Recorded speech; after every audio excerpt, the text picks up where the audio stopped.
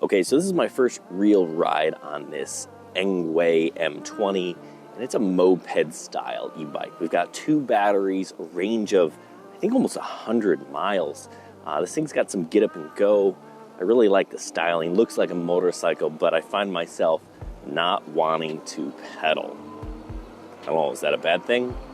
This thing's got some zip. Anyway, stay tuned. We'll learn a little bit more about this e-bike.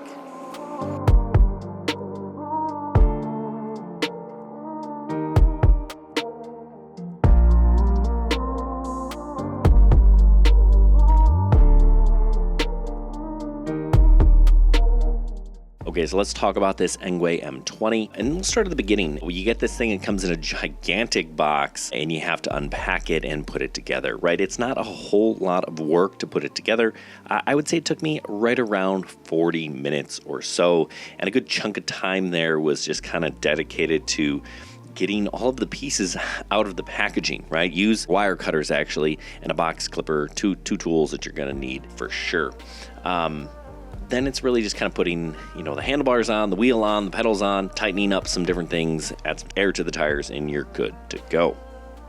Now this is a large bike. It's roughly 45 inches tall, and it is about 66 inches long. I'm about 5'11", and it was fairly comfortable to me. I think if I was a little bit bigger, probably would feel a little bit small. Now it does have a capacity to hold up to 265 pounds, so certainly no issues for me there, thankfully. Now these 2 batteries, each one of them is 13 amp hours. Each battery will give you about 34 miles of range just using that motorcycle grip throttle on the right-hand side.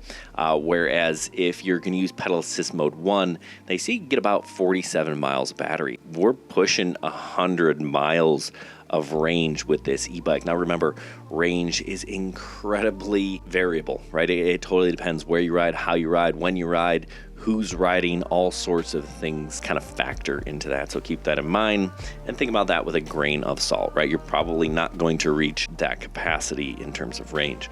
Now, top speed, they say it has a top speed of 28 miles an hour, probably going to be closer to 25. Again, that will depend and vary.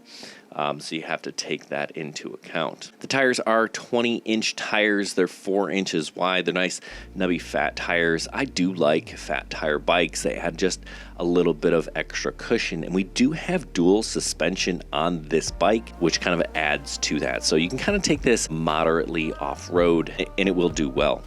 The motor is a 750 watt brushless motor. That's where it's getting that power from, and it's in the rear hub. It'll take about 5 hours to charge each one of these batteries, and you get 1 charger, not 2, so keep that in mind. It is a 7-speed. We have 7 Shimano gears on this bad boy. I just found that I couldn't pedal this thing fast enough, especially if I was using those pedal assist modes. I just found myself using the throttle for this bike, so I kind of wish I had a bigger gear, or I could kind of generate a little bit more torque so I didn't have to pedal quite as fast. The LCD display is nice and it does a good job. I can see this in pretty much bright sunlight, so that's a bonus as well.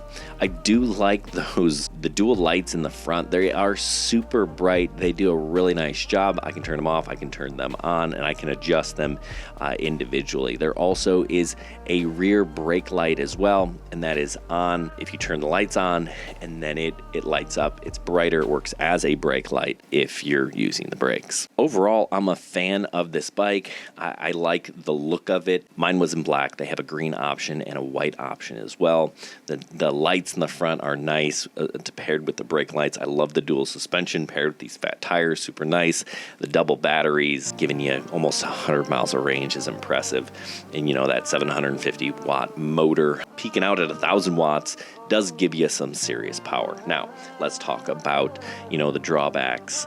That right-handed throttle, if you're used to riding a normal bike, it does take some time to get used to, because you tend to kind of reach on the handlebars, if you're moving the bike around, and if, it's not on 0 pedal assist, it's going to kind of go on you. So you got to keep that in mind. So just note that. And again, I kind of wish that this bike was geared more so that I could pedal it faster. But, I think if you're interested in this bike, you're not interested in this as something you're going to pedal around. You're interested in this as something, you know, that kind of looks like a motorcycle, a little moped, and it certainly does.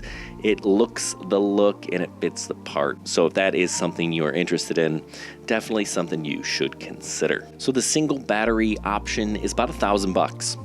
You know, not bad for a bike like this. And then the dual battery is going to be about $1,200.